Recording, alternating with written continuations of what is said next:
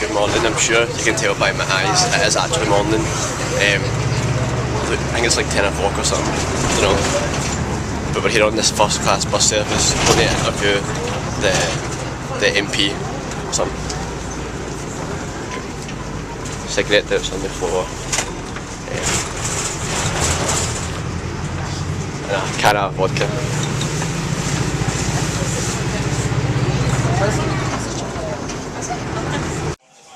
Right, so we got here eventually. Took us about a couple of hours, and we're in this little kind of porta cabin thing, getting something to eat to pass the time. We've got like 2 hours to wait until we go and interview this MP. What's her name? Karen Whitefield. I got this kind of all day breakfast for only £3 and a tea. So that's a bargain, I think. So that's the building we were in, the cabin. It's about here. Oh, that was close. Nearly got knocked down there. But if you're ever wanting food, don't go in that building, go in there. Because it is fucking amazing.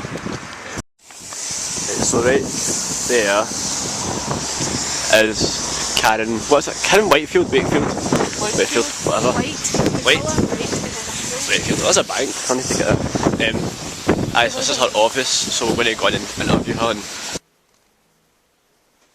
I've recently joined a few forums that are people talking about Airdrie who live in Airdrie, and a lot of the stories they talk about, older people seem to think that the Airdrie community was really good, but nowadays when they're talking about the present, all they seem to be talking about is children, people drinking and all the bad things about it. It seems as if Airdrie was a better community when there was Airdrie Fair and there was cinemas about. Why do you think people see that nowadays? I think sometimes people always hark back to the past, and I think they probably sometimes only remember the positive things and they don't remember the negative things. And Airdrie was undoubtedly a very different town 30 or 40 years ago, but I don't think it's changed that much in some of its fundamentals, and that's its people. I think some of those people are still there, or their families are still in the town, and they're still decent, they're still hard working, and they still care about the community. And it's sometimes easy to concentrate on the negative things.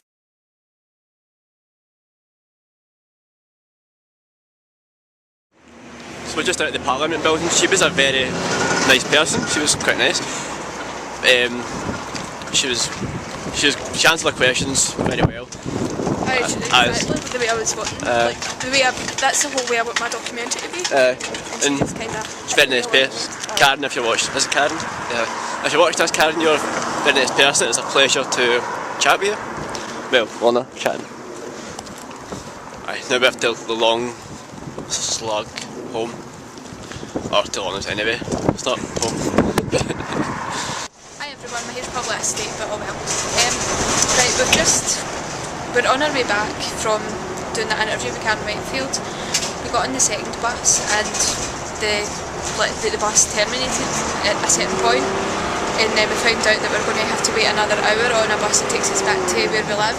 So the bus driver told us we could just sit on the bus for an hour and then he'll come back round to Airdrie. Probably don't make any sense, but Nick will probably explain later when we're in the house and a bit more warmer. Anyway, yeah. Yay, so only, 3.5 hours later, we are finally back. Didn't know that was hell.